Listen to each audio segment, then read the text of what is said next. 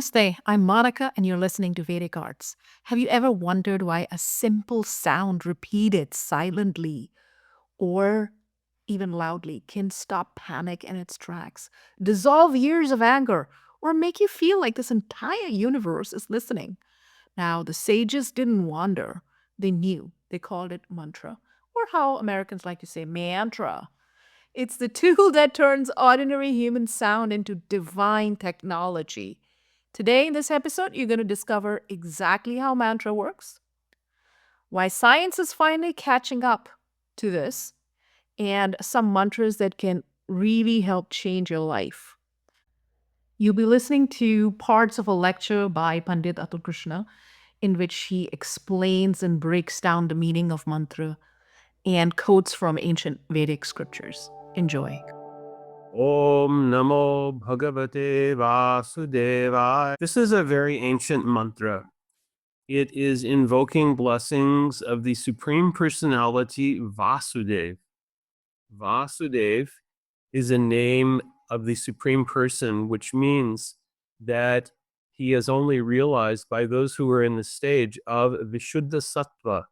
Vishuddha Sattva means the stage of pure goodness, which is uncontaminated. What do we mean when we talk about a mantra? What is the Sanskrit definition of mantra? Manastrayate iti mantraha. That which delivers the mind is called mantra. What exactly do we mean by delivering the mind? Mantra is a word that has become part of the English language. Well, that's my mantra. We've all heard people saying that, but usually they take it to mean it's an assertion that may just be repeated or it's a slogan. But really, that's not what mantra means. It's much deeper than that. Yes, you can repeat a mantra. You can either repeat a mantra silently or you can sort of mutter it quietly. That is called japa. Japa is a Sanskrit word for the silent utterance or muttering of a mantra, or just repeating in a very soft voice. But it really has a much deeper meaning, and that's what we want to really talk about. But really, the core of it is that mantras are sacred vibrations. They are invested with divine power, and mantras will also reciprocate with us as we respect them. We talk in Ayurveda, we talk about connecting with energy, we talk about connecting with the universe, we talk about aligning ourselves with, positive energy of the universe. And this is really a very much a part of it. This is a vehicle for connecting ourselves to higher power, um, making ourselves empowered, making our treatment of others empowered, even making the things that we talk about empowered. Beginning with an invocation is always auspicious. It's always auspicious to begin with a mantra for invocation of blessings. Mantra has Shakti. So there is power in mantra.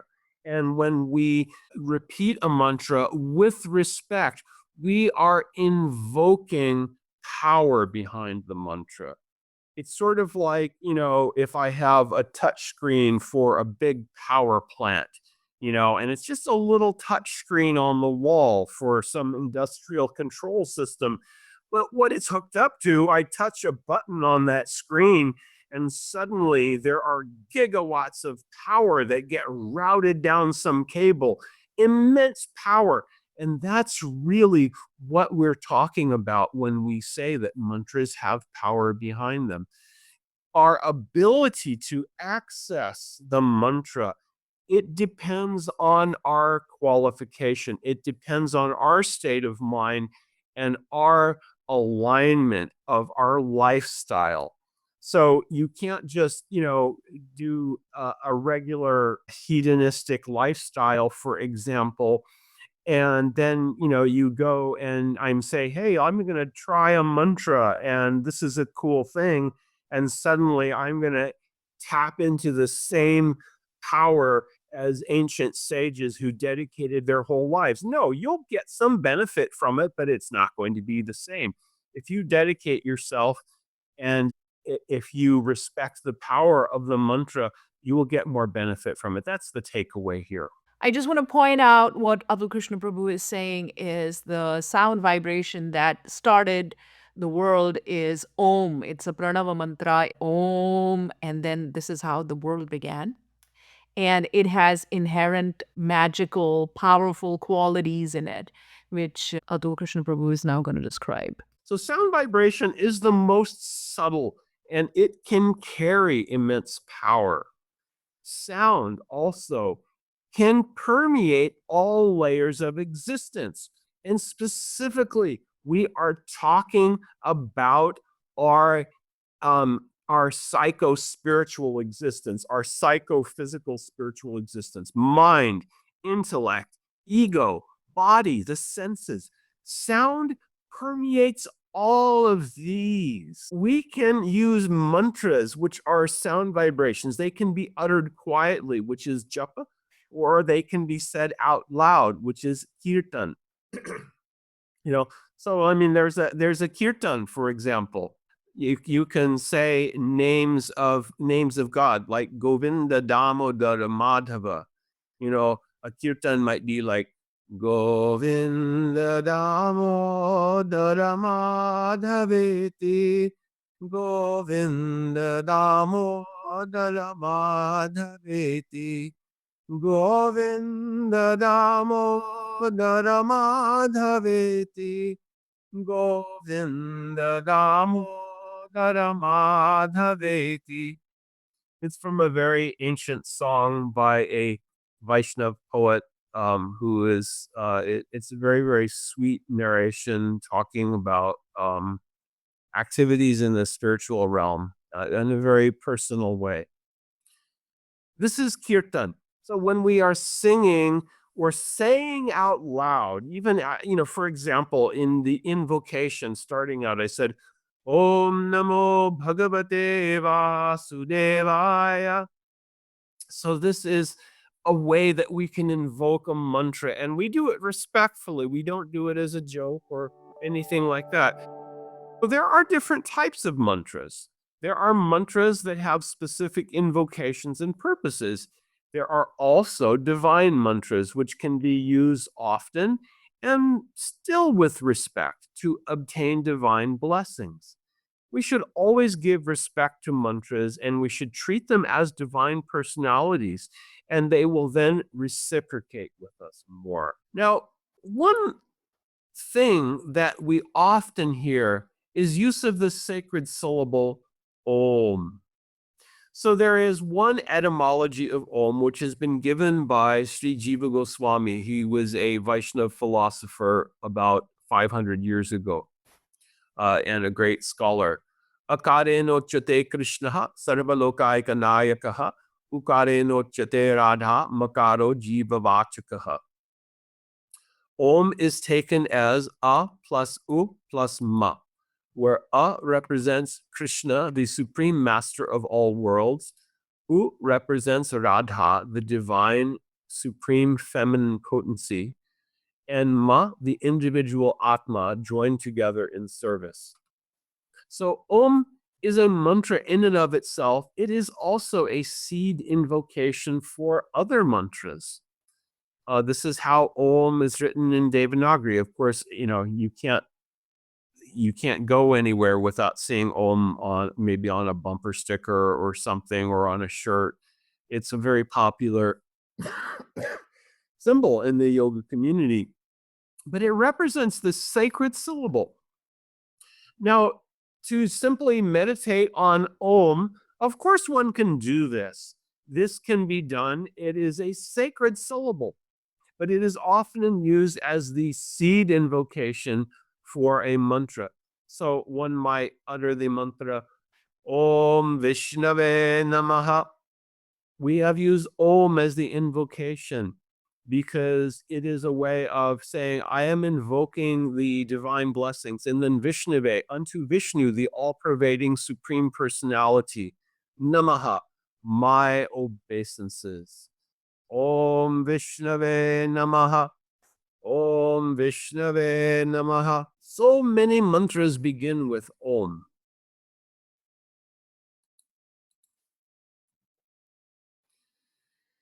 Now, what do we do about sharing mantras?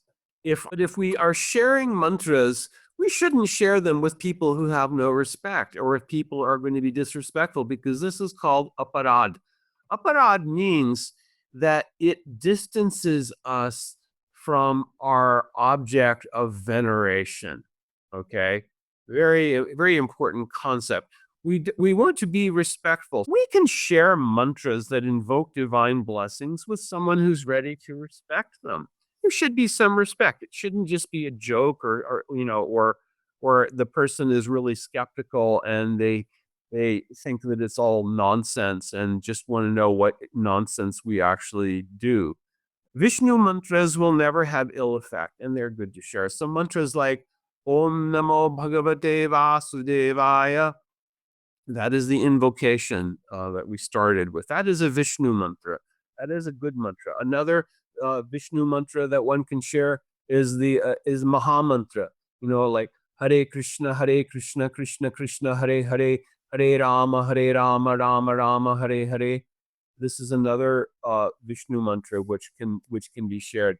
Uh, Om Vishnave Namaha, Shri Vishnave Namaha, Om Namo Bhagavate Vasudevaya. So these are all very positive mantras that can be invoked.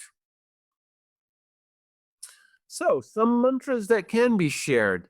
Om Namo Bhagavate Vasudevaya, Shri Ramaya Namaha, Hare Krishna, Krishna Krishna, Hare Hare, Hare Rama, Rama Rama, Hare Hare.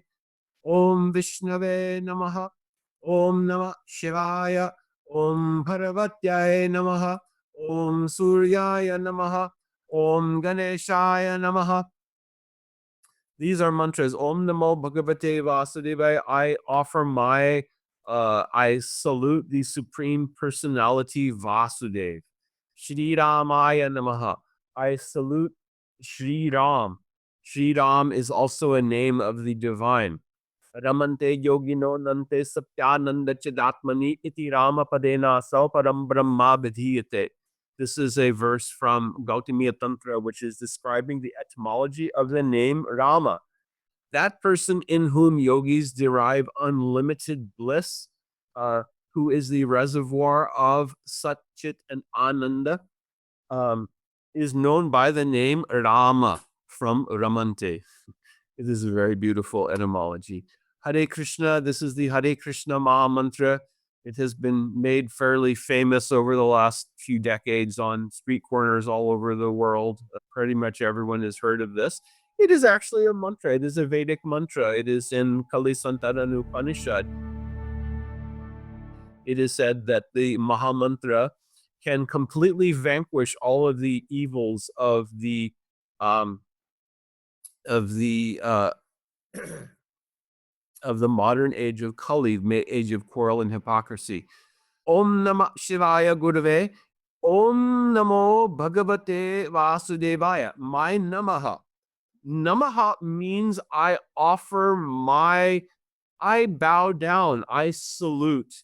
And it means that I am offering it unto this person who can bless me, who can bestow upon me power, who can cleanse away my ignorance and my problems. We also offer obeisances to a spiritual guru with mantras like Aim Gurave Namaha. It is a different bij, the Aim instead of Om, because Guru is respected as a representative of the divine.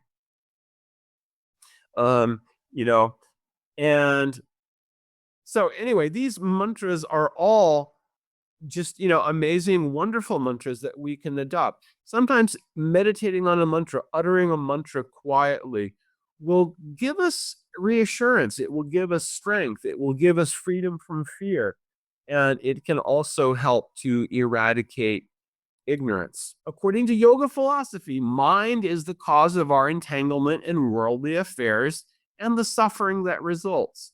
Okay, let's remember, go back to when we started talking about mind and we said, what are the three vrittis of the mind? Do you remember what are the three vrittis or three occupations of the mind? Go ahead, put it in there. Tell me. What is it that we've said in this Manasa course are the three occupations, the three primary occupations of the mind. Those are the three gunas, tamas, rajas, and sattva. Exactly. When meditating, you can do quiet utterance of a mantra in which you have faith, and you can focus on the sound vibration. Try to do it with dedication, even just if you even do it for a few minutes every day. And when there's opportunity, when you're driving, when you're waiting for an appointment, you can do a kirtan, you can say the mantra, or you can sing it out loud. And if there's a chance to take part in a sankirtan, if there's singing or chanting mantras or songs made of divine names in a group, that's a good thing. That is a good thing to take part in. There's a lot of things that people are very aware of nowadays. We've really tried to go deep under the covers and look at how these things work, how it works within the context of Ayurveda, how it works within the context of yoga, how it works within the context of your life.